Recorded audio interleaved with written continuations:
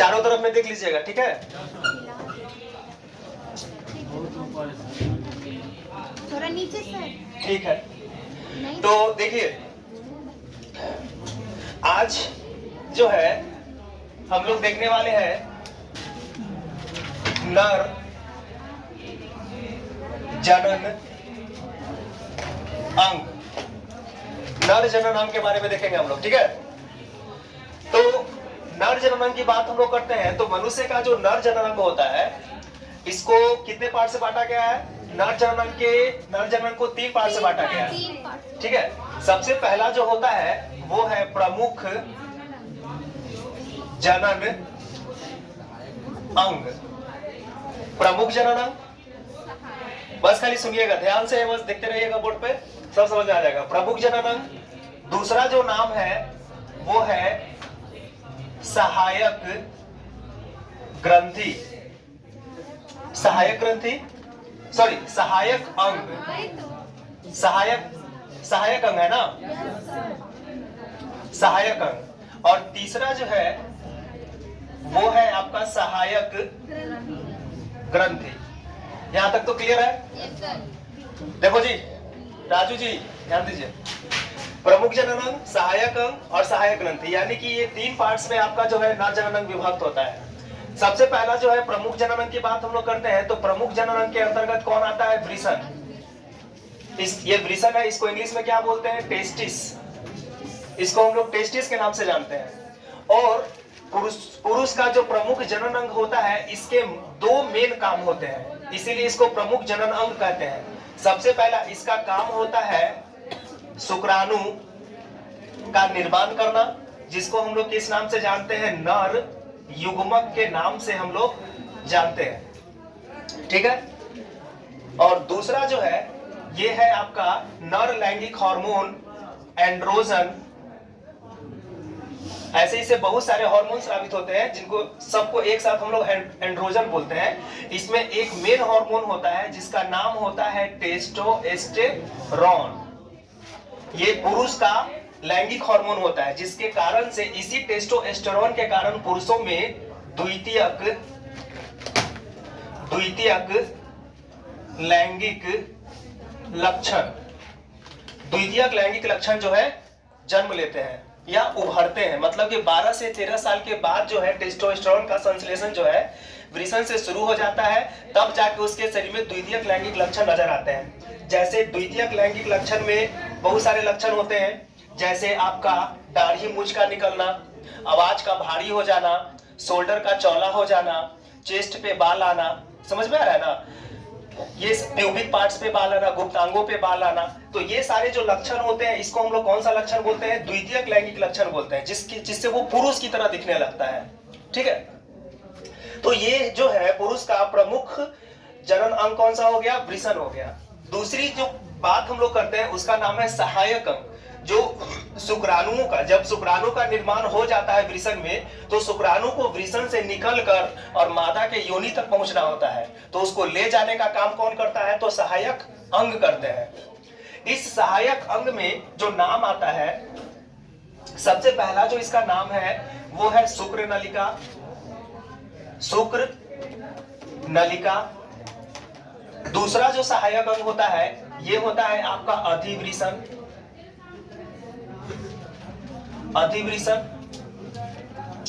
तीसरा जो नाम है वो है शुक्र वाहिनी। शुक्र वाहिनी, इसको हम लोग वास डिफरेंस बोलते हैं और इसको वास इफरेंसिया बोलते हैं इंग्लिश में। इसको इपीडाइडिमिस बोलते हैं, इसको हम लोग इपीडिडाइडिमिस।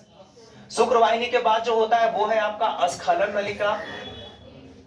स्खलन नलिका।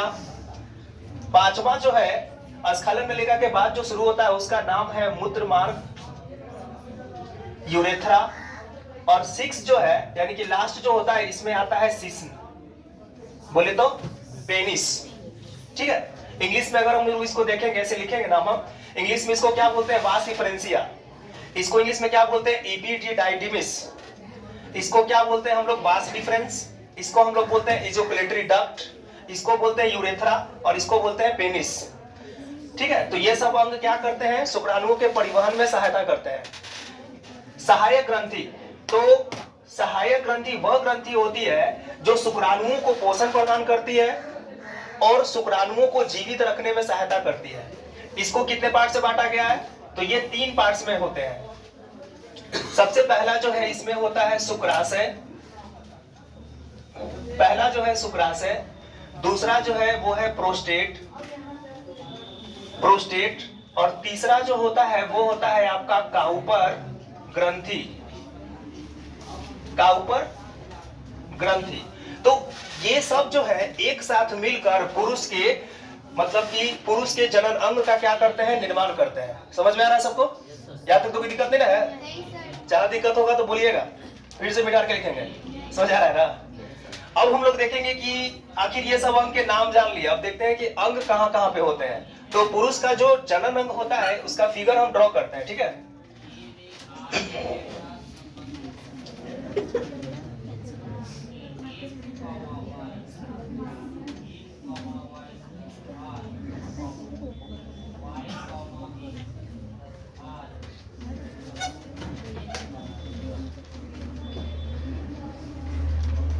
ये ठीक है, इसको थोड़ा डीप कर देते हैं हुआ ताकि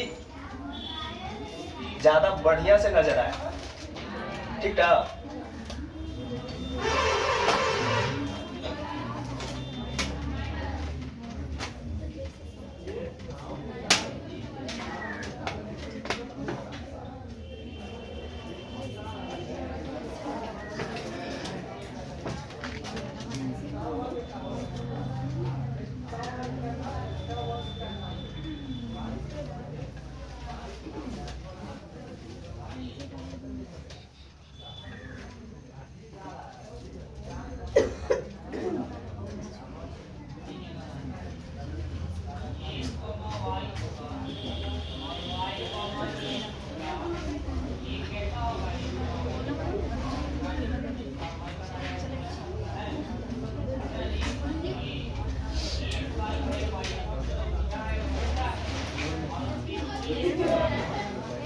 सुनो, बात मत कीजिए, बोर्ड पे देखते रहो केवल। तुम लोग को कुछ करना होता है जी, आराम से बैठ के खाली बोर्ड पे देखना होता है। सारा मेहनत तो हम ही करते हैं, जनवरी से लेकर दिसंबर तक। समझ में आ रहा है ना? याद करना कोई बड़ा चीज नहीं है, याद तो आदमी मंत्रों कर लेता है।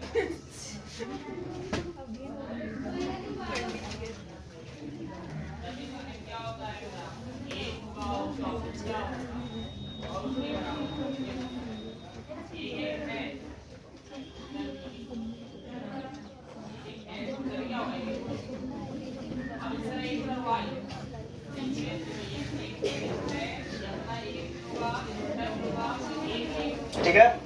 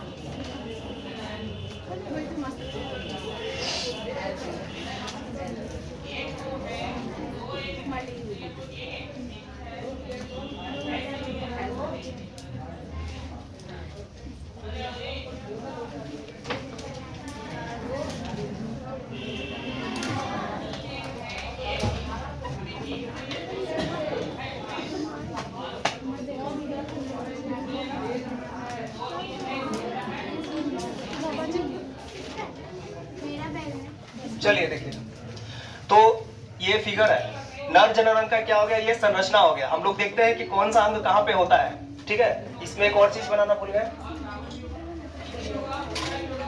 ऐसे। तो देखिए स्टार्ट हम लोग यहाँ से करते हैं। सबसे पहले अंग का नाम जान लेते हैं, ठीक है? उसके बाद उसका काम जानेंगे, कैसे काम करता है। बार बार आप लोग से बोल रहे हैं कि बोर्ड पे देखिए, बनाने की जरूरत नहीं है, फिगर बुक में भी होता है, बुक में समझाने वाला कोई नहीं होता है, समझाने वाला सामने खड़ा है। आज समझ आ रहा है कि आ रहा सब? चलो देखो, जब आदमी सामने खड़ा है तो उसके बारे में ध्यान देना चाहिए। ये जो नीचे की ओर जो संरचना होती है इसको हम लोग क्या बोलते हैं? वृषण कोश। इसको हम लोग वृषण कोश के नाम से जानते हैं। इंग्लिश में इसको क्या बोलते हैं? स्क्रोटम। इंग्लिश में लिखते हैं सबका, इंग्लिश में इसको हम लोग बोलते हैं, इंग्लिश में इसको क्या बोलते हैं? स्क्रोटम। ये जो है शरीर के बाहर की संरचना होती है, बताएंगे थोड़ा देर में, पहले नाम जान लीजिए कि ये जो संरचना होती है इसको क्या बोलते हैं? वृषण कोश। अब बात करते हैं कि इस वृषण कोश के अंदर में ये जो स्ट्रक्चर दिख रहा है, दो अंडाकार एक जोड़ा में होता है, इसको हम लोग क्या बोलते हैं? वृषण। इसको हम लोग बोलते हैं वृषण। इंग्लिश में इसको क्या बोलते हैं? टेस्टिस। इंग्लिश में इसको क्या बोलते हैं? टेस्टिस। ठीक है, अब बातें कर लेते हैं कि इस वृषण कोश के अंदर में सेमनीफेरस ट्यूब्यूल्स होता है, शुक्र जनन नलिकाएं होती हैं, वो अंदर में जाल की तरह खुलती हैं, जिसको रेटेड टेस्टिस बोलते हैं। ये रेटेड टेस्टिस से 10 से 20 जो है महीन नलिकाएं निकलती हैं। इस महीन नलिकाओं को हम लोग क्या बोलते हैं? शुक्र नलिका। रेड से लिखा तो दिख रहा है ना? शुक्र नलिका। ये रेटेड टेस्टिस के बाद की संरचना होती है, जो महीन नलिकाएं होती है, 10 से 20 के करीब में होती है। ये शुक्र नलिका जो है बाहर की ओर निकल जाती है, जो अति कुंडलित संरचना के रूप में। इसको हम लोग क्या बोलते हैं? अधिवृषण। अधिवृषण ये जो है वृषण के पश्च भाग से जुड़ा होता है, पीछे वाले भाग से लगा होता है, जो घोड़े के नाल के जैसा होता है। ये करीब करीब 6 मीटर तक होता है। ठीक है ना? एक काम करते हैं, लिखते जाते हैं, समझाते जाते हैं तो ज्यादा बढ़िया होगा। तो सबसे पहले वृषण से समझ लीजिए, ठीक है, या नाम ही लिख देता है। ये वाला जो स्ट्रक्चर होता है, ये वाला,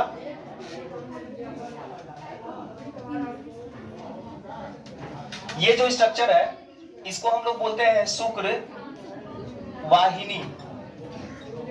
इसको हम लोग बोलते हैं शुक्र वाहिनी, वास्ट डिफरेंस।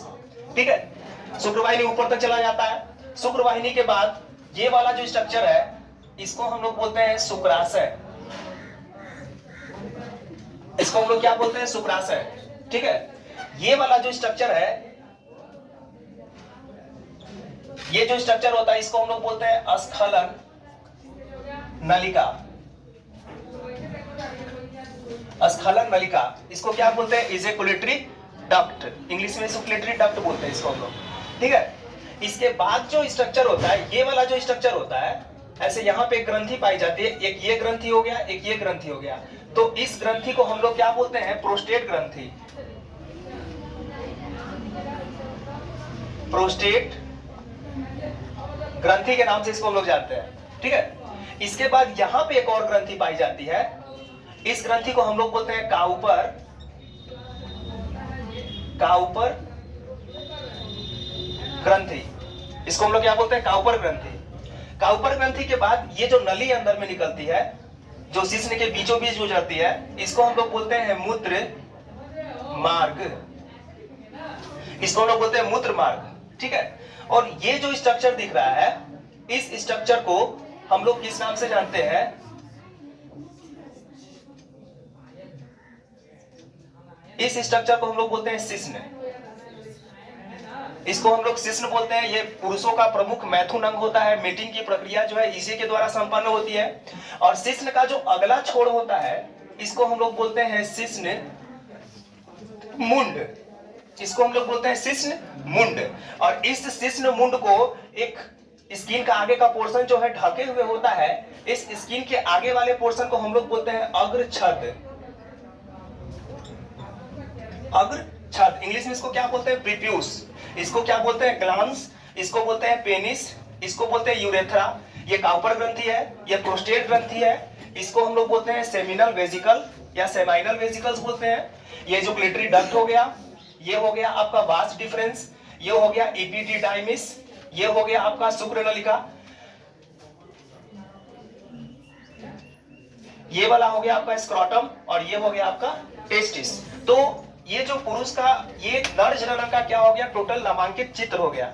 अब इस चित्र का हम लोग क्या देखेंगे? व्याख्या देखेंगे कि सबका काम कैसे कैसे होता है, क्या काम करता है सब।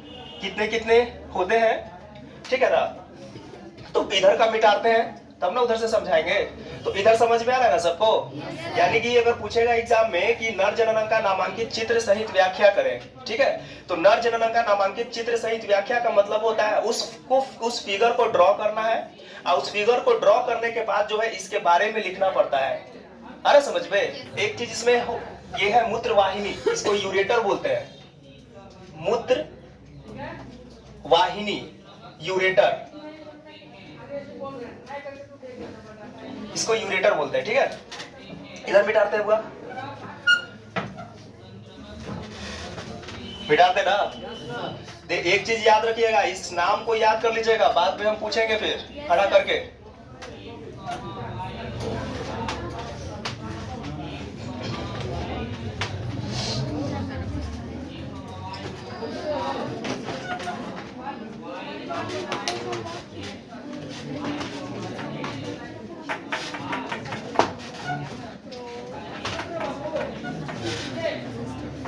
चलो चलो मेरे बोर्ड पे चलिए। हम लोग जो है स्टार्ट करते हैं कहां से, वृषण से शुरू करते हैं, टेस्टिस से, क्योंकि पुरुष का प्रमुख जो जनन अंग है उसका नाम क्या है, टेस्टिस, यानी कि वृषण। टेस्टिस से शुरू करते हैं। तो टेस्टिस क्या है, वृषण है। तो याद रखिएगा नर में जो टेस्टिस होता है ये जो है नर का प्रमुख जनन अंग है। ये नर का प्रमुख जनन अंग इसलिए कहलाता है क्योंकि जो जन्म देने वाला मेन जो कोशिका होती है जिसका नाम है शुक्राणु, जिसको हम लोग जन्म कोशिका भी बोलते हैं या उसको युग्मक भी बोलते हैं, वो किसमें बनता है, वृषण में बनता है। इसीलिए वृषण को प्रमुख जनन अंग के नाम से जाना जाता है। सारे ऑर्गन सही से काम कर रहे हैं, लेकिन अगर वृषण में शुक्राणु नहीं बनेगा तो जन्म की प्रक्रिया जो है या संतति जो है जन्म लेगा ही नहीं, ठीक है ना। तो शुक्राणु का बनना जो है अनिवार्य होता है, इसलिए ये पुरुष का प्रमुख जनन अंग कहलाता है। बात कर लेते हैं कि ये किसी भी पुरुष में कितना पाया जाता है, एक जोड़ा होता है, दो होता है। याद रखिएगा कि बायां वाला जो वृषण होता है वो दाएं वाली की अपेक्षा जो है थोड़ा क्या होता है, नीचे होता है। यानी कि कह सकते हैं कि बायां वृषण जो है, बायां वृषण दाएं की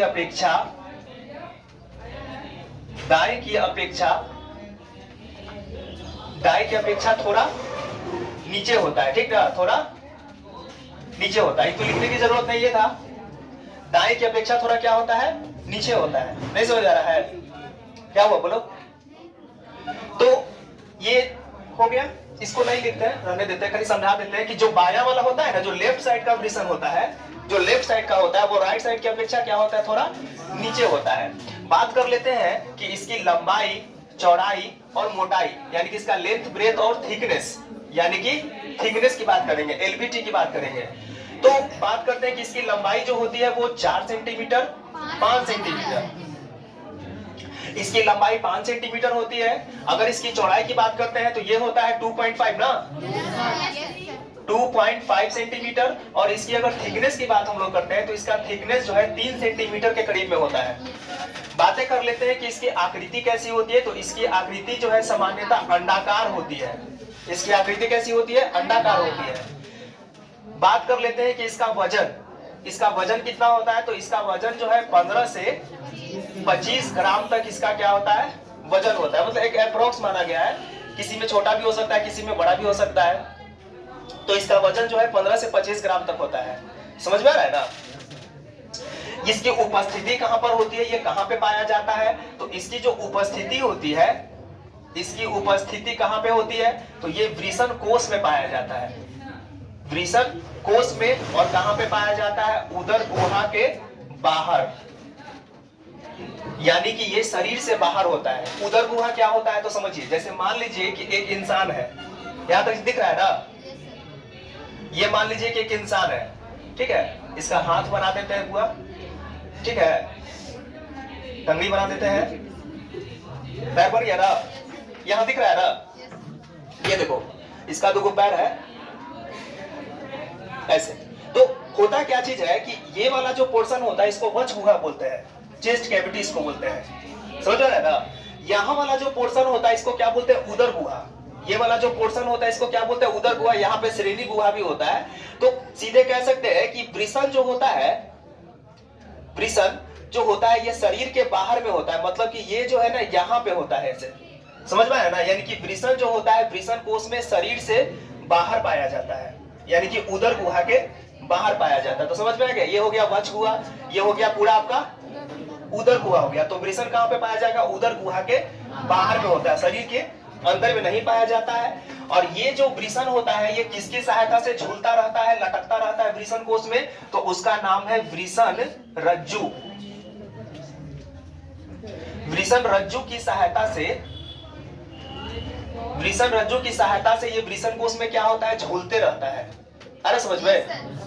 तो वृषण के बारे में ऐसे ये जो स्ट्रक्चर दिख रहा है, ये वाला स्ट्रक्चर, इसी के बारे में बता रहे हैं। इसका जो है आंतरिक संरचना का व्याख्या करेंगे इसके बाद। अभी बस थोड़ा थोड़ा जान लीजिए सबके बारे में। जब इसका इंटरनल स्ट्रक्चर पढ़ेंगे ना तब हम लोग इसको देखेंगे कि ये इसमें शुक्राणु बनते कैसे, इसमें कितने प्रकार की कोशिकाएं पाई जाती हैं, इसका निर्माण कैसे होता है। ठीक है, अब देखिए वृषण रज्जु की सहायता से झूलता या लटकता रहता है। ठीक है, ये क्या हो गया, टेस्टिस के बारे में हो गया। टेस्टिस का दो काम होता है शरीर में। सबसे पहला काम क्या होता है, शुक्राणु बनाना। टेस्टिस का पहला काम क्या हो गया, शुक्राणु बनाना। और इसका दूसरा काम क्या हो गया, नर लैंगिक हार्मोन टेस्टोस्टेरोन बनाना। ये पुरुषों का मेल सेक्सुअल हार्मोन है, इसी के कारण से पुरुषों में द्वितीयक लैंगिक लक्षण आते हैं। तो ये वाला पोर्शन लगभग समझ में आ गया कि ये जो पोर्शन होता है इसको हम लोग वृषण बोलते हैं। इसकी आकृति जो है अंडाकार होती है, इसकी लंबाई जो होती है 5 सेंटीमीटर करीब होती है, इसकी जो चौड़ाई होती है वो 2.5 और थिकनेस जो होती है, मोटाई जो होती है वो 3 सेंटीमीटर के करीब में होती है। इसका वजन जो है 15 से 25 ग्राम तक होता है। और ये जो है वृषण कोश में ये वाला जो बैग लाइक स्ट्रक्चर दिख रहा है, ये जो थैली दिख रहा है, इसको क्या बोलते हैं, वृषण कोश। ये वृषण कोश में किसकी सहायता से लटकता रहता है, तो ये जो है वृषण रज्जु की सहायता से, वृषण रज्जु की सहायता से क्या होता है, झूलता रहता है। यहां तक समझ में आ गया। चलिए, तो ये हो गया वृषण खत्म। तो इसको गोल कर दिए, या गोल करेंगे तो जानते हो पूरा खिचड़ी बन जाएगा जी। इसमें इसको क्या करेंगे ना, इसको टिक कर देंगे कि इसका काम हो गया तमाम। ठीक ना, तो काम तमाम कर दिए। दूसरा जो है वो है वृषण कोश। देख लीजिए वृषण कोश क्या होता है ना, कि ये भी शरीर के बाहर में लटका हुआ स्ट्रक्चर होता है। ये जो होता है ना, ये तो ये जो है शरीर के बाहर में दो गो ऐसे करके, समझ आ रहा है बुआ, दो गो बैग, दो गो नहीं कर सकते, एक बैग लाइक स्ट्रक्चर होता है। ये वृषण कोश जो है शरीर से बाहर होता है। ये जो है बैग लाइक स्ट्रक्चर होता है। इसके अंदर में एक विशेष प्रकार के उत्तक पाए जाते हैं जो फाइब्रो इलास्टिक नेचर का होता है। फाइब्रो इलास्टिक, फाइब्रो इलास्टिक मतलब कि इसमें सिकुड़ने और फैलने की क्या होती है, क्षमता होती है। इस उत्तक को हम लोग क्या बोलते हैं, ट्यूनिका डॉर्टस। इसमें एक विशेष प्रकार के उत्तक पाए जाते हैं। इस उत्तक को हम लोग क्या बोलते हैं, ट्यूनिका, ट्यूनिका डॉर्टस। ठीक है, समझ में आ रहा है ना। ट्यूनिका डॉर्टस से बनी होती है। देखिए इस वृषण का मेन काम क्या होता है ना, कि ये वृषण को अपने अंदर में क्या करता है, सुरक्षित रखता है। समझ में आ रहा है कि नहीं रहा, समझ में। तो ये वृषण को क्या करता है, सुरक्षित स्थान प्रदान करता है। साथ ही साथ ये करता क्या चीज है कि चूंकि इसके अंदर में एक विशेष प्रकार के उत्तक होते हैं जिसको ट्यूनिका डॉर्टस कहते हैं। ये ट्यूनिका डॉर्टस करता क्या चीज है कि इसके वृषण के अंदर के टेम्परेचर को शरीर के टेम्परेचर से 2 या 3 डिग्री सेल्सियस क्या करता है, कम बना के रखता है। यानी कि शुक्राणु को बनने के लिए अगर शरीर का तापमान है 37 डिग्री सेल्सियस, अगर शरीर का तापमान कितना है 37, हमारे शरीर का टेम्परेचर कितना होता है 37 डिग्री सेल्सियस। फ़ारेनहाइट में अगर बोलेंगे तो 98.6 डिग्री फ़ारेनहाइट। और अगर केल्विन की बात करेंगे तो केल्विन में कितना होगा, 310 केल्विन। तो हम लोग टेम्परेचर को 3 तरह से माप सकते हैं, या बॉडी का टेम्परेचर 3 प्रकार से हम लोग देख सकते हैं। सेल्सियस में बोलेंगे तो 37, फ़ारेनहाइट में बोलेंगे तो 98.6, और अगर केल्विन में बोलेंगे तो 310 केल्विन। तो ये हमारे बॉडी का टेम्परेचर होता है। तो शुक्राणु को बनने के लिए बॉडी के टेम्परेचर से कितना कम रहना चाहिए, 2 से 3 डिग्री सेल्सियस क्या होना चाहिए, कम होना चाहिए। अगर ऐसा नहीं होगा तो सब के सब शुक्राणु बनेगा तो जरूर, लेकिन सारा शुक्राणु जो है जीवित नहीं रह सकता है, सभी शुक्राणु क्या हो जाएगा, मर जाएगा। समझ में आ रहा ना यहाँ पे। अब चलिए, तो होता क्या चीज है कि ठंड का जब मौसम आता है तो उस समय इन्वायरमेंटल टेम्परेचर क्या हो जाता है, कम हो जाता है, तो बॉडी का टेम्परेचर भी घटने लगता है। समझ में आ रहा है ना। तो इसका भी टेम्परेचर क्या होता है, घटने लगता है। तो होता क्या चीज है कि ये अपने टेम्परेचर को मेंटेन करने के लिए ये शरीर के संपर्क में आ जाता है, ताकि ये शरीर से हीट को क्या कर सके, गेन कर सके।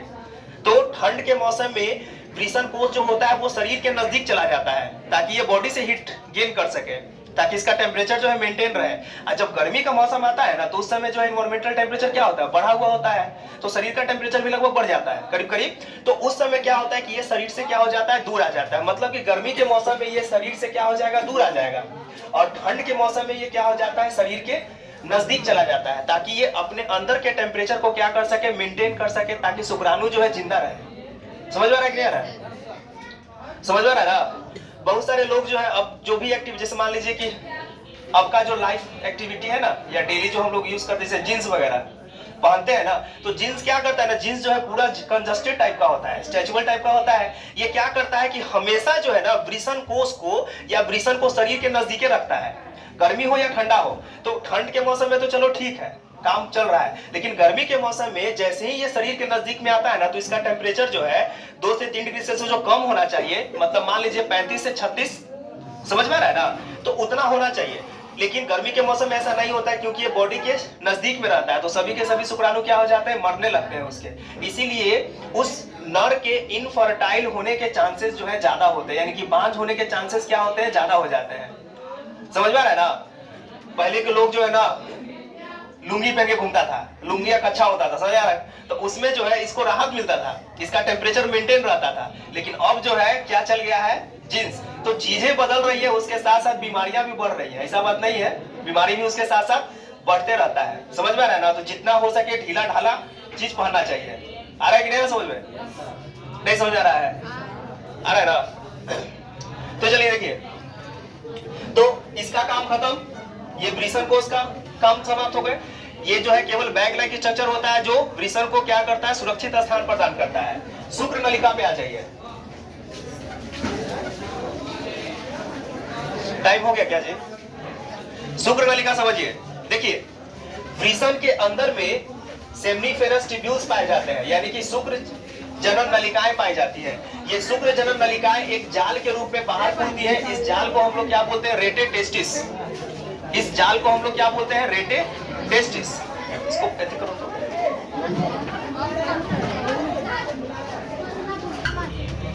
चलिए देखिए, सारे क्वेश्चनों का समाधान यहीं पे होगा, ठीक है ना, सारा चीज यहीं पे देखा जाएगा। तो पहले समझ लेते हैं, पहले इसके बारे में समझ लेते हैं, उसके बाद तो फिर तो क्वेश्चन आंसर ही है। तो शुक्र नलिका समझ लीजिए। तो वृषण के अंदर में शुक्र जनन नलिकाएं होती है। ये शुक्र जनन नलिकाएं जो है एक जाल के रूप में अंदर में खुलती है, जिसको रेटे टेस्टिस बोलते हैं। वो रेटे टेस्टिस जो है 10 से 20 जो है नलिका में खुलती है, 10 से 20 महीन नलिकाओं में बाहर की ओर खुलती है, ऐसे ऐसे। इस महीन नलिकाओं को हम लोग क्या बोलते हैं, शुक्र नलिका बोलते हैं। ये कितनी संख्या में कितनी होती है, 10 से 20 महीन नलिका होती है, इसको शुक्र नलिका बोलते हैं। ये शुक्र नलिका जो है बाहर में जब निकलती है ना, तो एक साथ जुड़ जाती है, और एक साथ जुड़कर एक अति कुंडलित संरचना का निर्माण करती है। क्वाइल शेप स्ट्रक्चर होता है, जो वृषण के बाहर में पश्च भाग में क्या होता है, जुड़ा हुआ होता है। और ये देखने में कैसा होता है, घोड़े के नाल के जैसा होता है, आधा मुड़ा हुआ होता है, अर्ध चांद के जैसा होता है। ये अति कुंडली संरचना होती है, जिसे हम लोग क्या बोलते हैं, अधिवृषण। तो शुक्र नलिका आगे चलकर किसमें खुलता है, अधिवृषण में। ये अधिवृषण जो है वृषण के पश्च भाग से जुड़ा होता है। इसकी लंबाई जो है करीब करीब कितनी होती है, 6 मीटर तक होती है।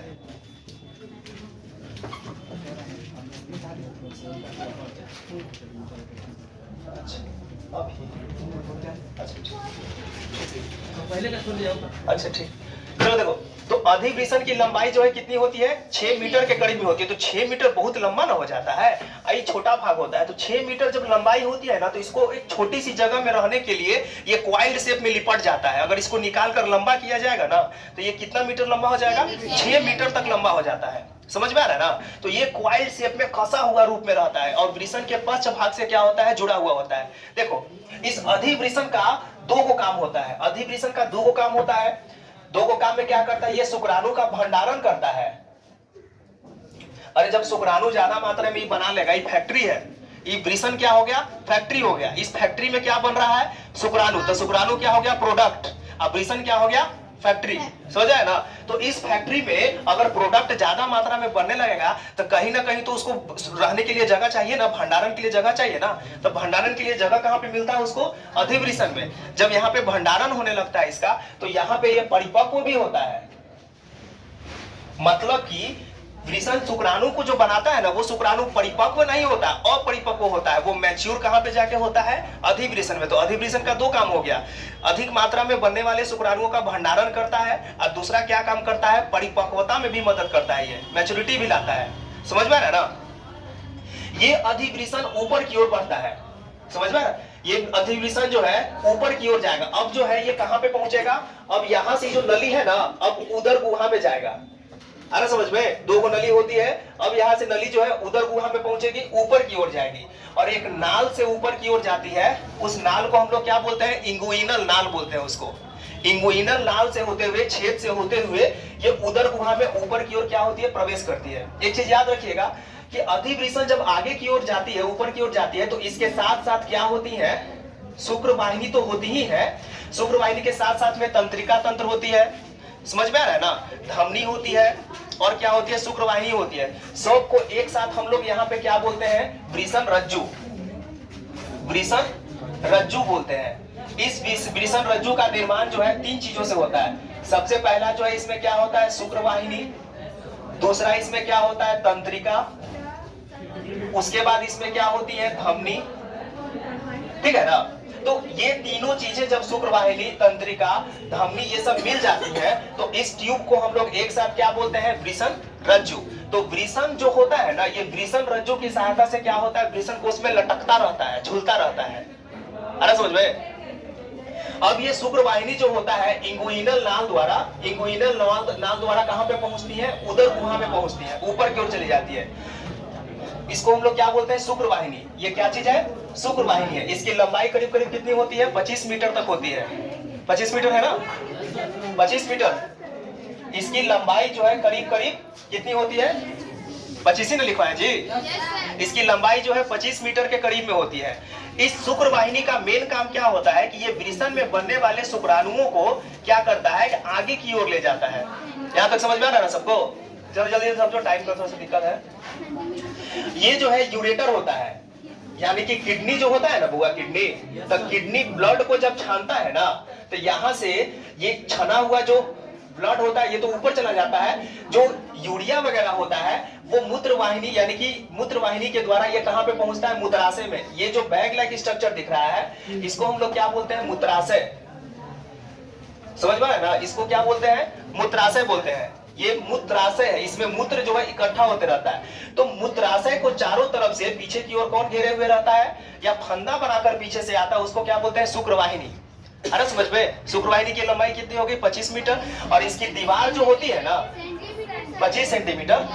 इसकी दीवार जो होती है ना, संकुचन होती है, और क्या होती है, मांसल होती है। मतलब कि संकुचित हो सकती है, मांसल होती है, ताकि ये शुक्राणुओं को ऊपर की ओर क्या कर सके, ले जा सके। यहाँ तक समझ में आ रहा है। अब शुक्र वाहिनी जो है किसके साथ मिल जाती है, शुक्राशय के साथ। यहाँ पे शुक्र वाहिनी है ना, तो ये शुक्र वाहिनी किसके साथ मिल गया, शुक्राशय के साथ मिल गया। शुक्राशय सहायक ग्रंथि के रूप में काम करता है।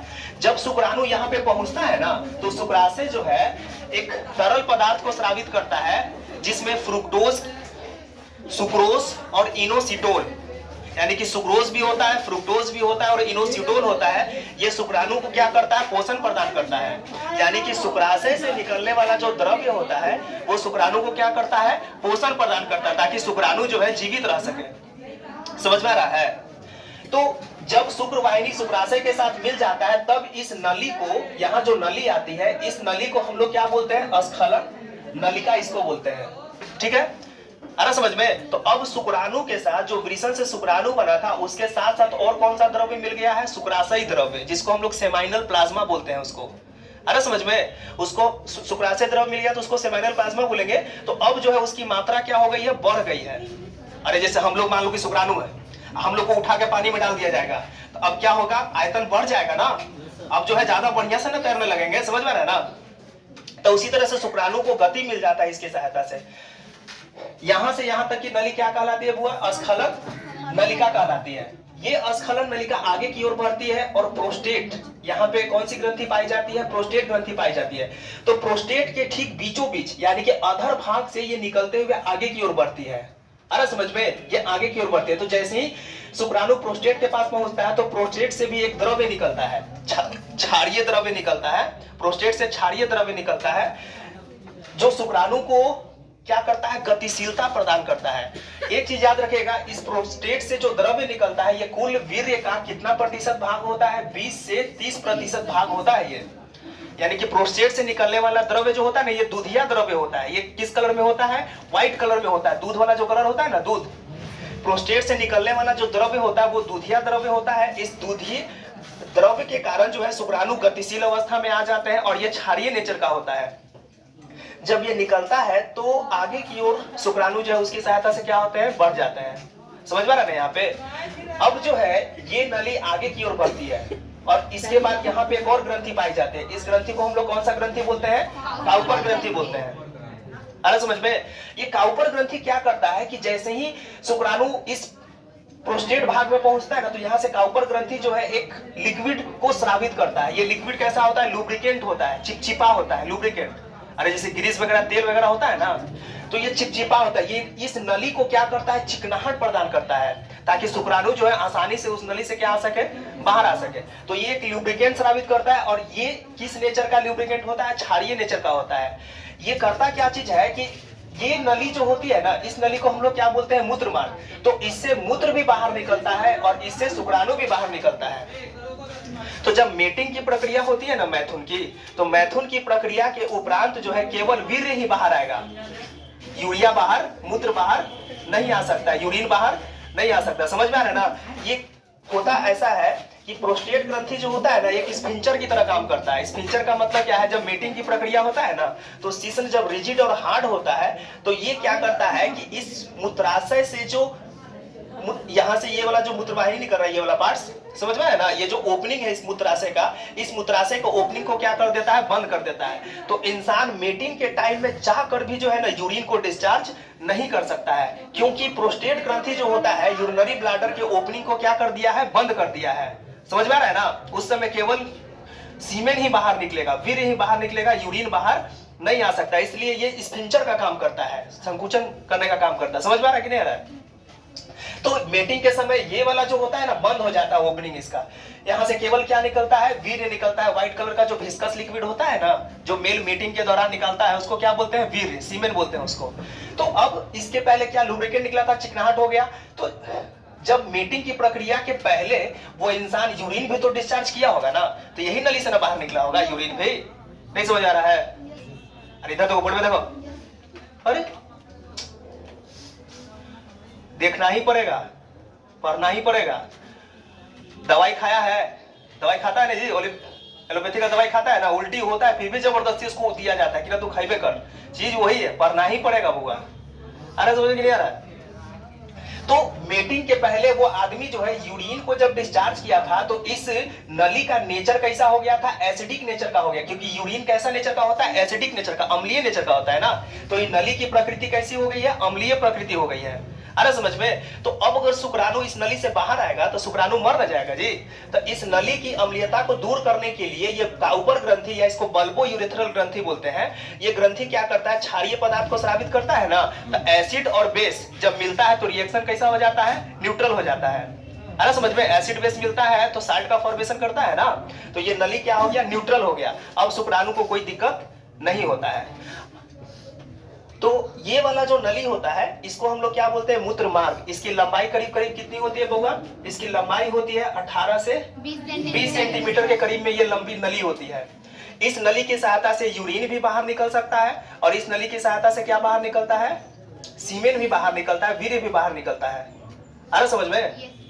अब सुनिए, जब शिश्न शिथिल अवस्था में होता है यानी कि नॉर्मल अवस्था में होता है तो इसकी आकृति कैसी होती है? एस के जैसी होती है।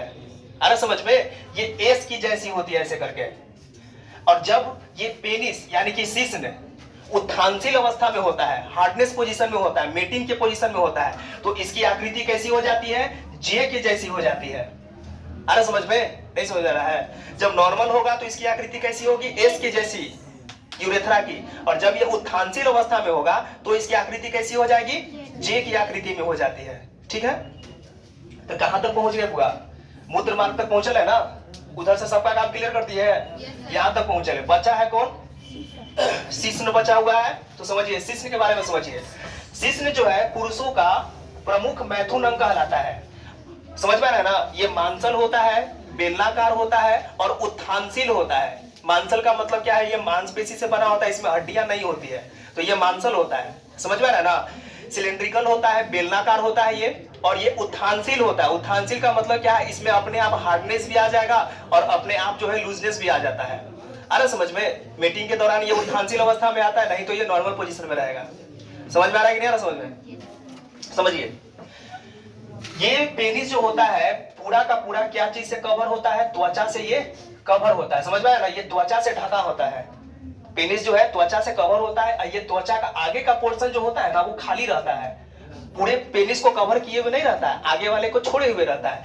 ये जो आगे पर जाके खत्म हो जाता है ना, वो तो आगे वाला जो पोर्शन होता है उसको क्या बोलते हैं हम लोग? अग्रछद। यानी कि स्किन का, त्वचा का अगला पोर्शन जो पेनिस को कवर नहीं कर पाता है, उस पोर्शन को हम लोग क्या बोलते हैं? अग्रछद। इंग्लिश में इसको क्या बोलते हैं? प्रीप्यूस।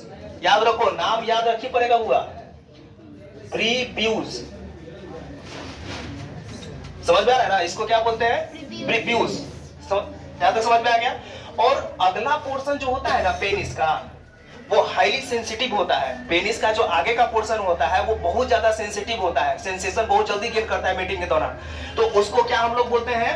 शिश्न मुंड। है ना समझ में? आगे वाला पोर्शन क्या हो गया? शिश्न मुंड। पीछे वाला पोर्शन क्या हो गया? रूट ऑफ पेनिस, जड़। पेनिस का जड़ जो किस हड्डी से जुड़ा होता है? प्यूबिक बोन से जुड़ा होता है या प्यूबिस से जुड़ा होता है। आ रहा है? चलो ना। अरे तो ये वाला पोर्शन किससे जुड़ा होता है? प्यूबिस से। अब बीच वाला जो पोर्शन में होता है ना पेनिस का, इसको क्या बोलते हैं? Body of penis. ये शिश्न का बॉडी होता है। तो शिश्न का क्या पार्ट्स हो गया? 3 हो गया। रूट ऑफ पेनिस, बॉडी हो गया, और आगे वाला पोर्शन क्या हो गया? शिश्न मुंड हो गया। यहां तक समझ में आ रहा है ना? अब समझो आगे थोड़ा सा और है, बस पहुंचले हैं, टाइम खत्म हो रहा है। शिश्न की अगर हम बात करते हैं तो मान लो कि हम शिश्न का एक स्ट्रक्चर बनाते हैं ऐसा। मान लो कि ये शिश्न है, तो शिश्न में जो है ना यहाँ पे ऐसे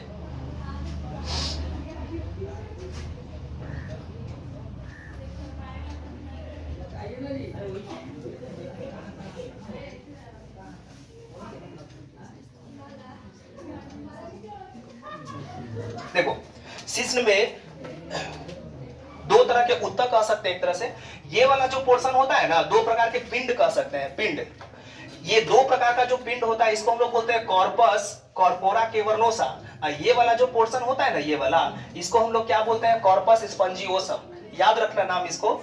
ये वाला जो शिश्न जो होता है ना, इसमें 2 प्रकार के पिंड होते हैं। ऊपर में भी 2 पिंड होता है, इसको हम लोग पृष्ठीय भाग में बोलेंगे। ये आधारीय भाग में होता है, ये पृष्ठीय भाग में होता है। तो पृष्ठीय भाग में जो पिंड होता है उसको हम लोग बोलते हैं कॉर्पस, नहीं कॉर्पोरा केवर्नोसा ना, कॉर्पोरा केवर्नोसा, कॉर्पोरा केवर्नोसी, नोसा भी लिख सकते हैं।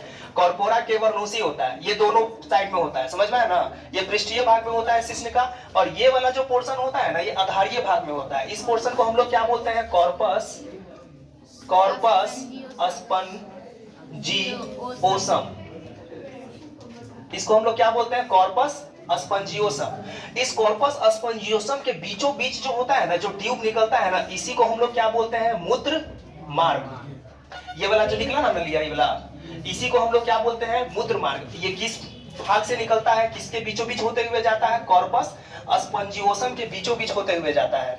अरे समझ में? और यहाँ पे 2 को जो होता है ना, ये क्या चीज हो गया? ये है धमनी। धमनी जो पेनिस में यानी कि शिश्न में ब्लड सप्लाई करने का काम करता है, इसमें ब्लड बहता है। तो जब मीटिंग होता है ना, तो उस समय हार्ट बीट बढ़ा हुआ होता है, और उस हार्ट बीट के बढ़ने के कारण जो है ना, ब्लड सर्कुलेशन तेज हो जाता है, और पेनिस में ब्लड की मात्रा जो है बढ़ जाती है। समझ में आया ना? और जब पेनिस में ब्लड की मात्रा बढ़ती है ना, तो इन दोनों पिंडों में ब्लड की मात्रा बढ़ने से ये उत्थानशील अवस्था में आ जाता है, जिससे मीटिंग की प्रक्रिया हो जाती है।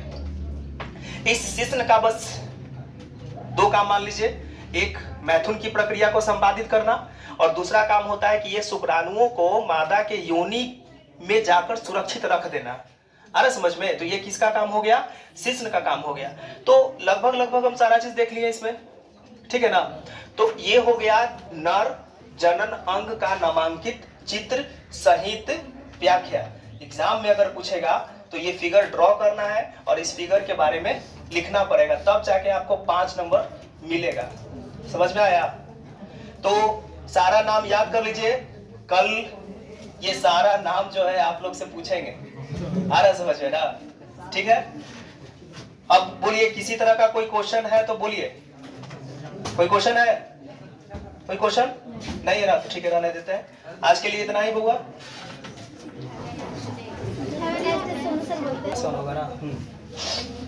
देखिए, सब जाते जाते एक चीज और बोलेंगे कि अगर आप लोग को अच्छा लगेगा तो चैनल को सब्सक्राइब कर दीजिएगा और लाइक का बटन जो है ना जरूर दबाइएगा, ठीक है, ताकि अगला आने वाला वीडियो जो है ना ज्यादा जल्दी दे सके। समझ आ रहा है ना? Have a nice day.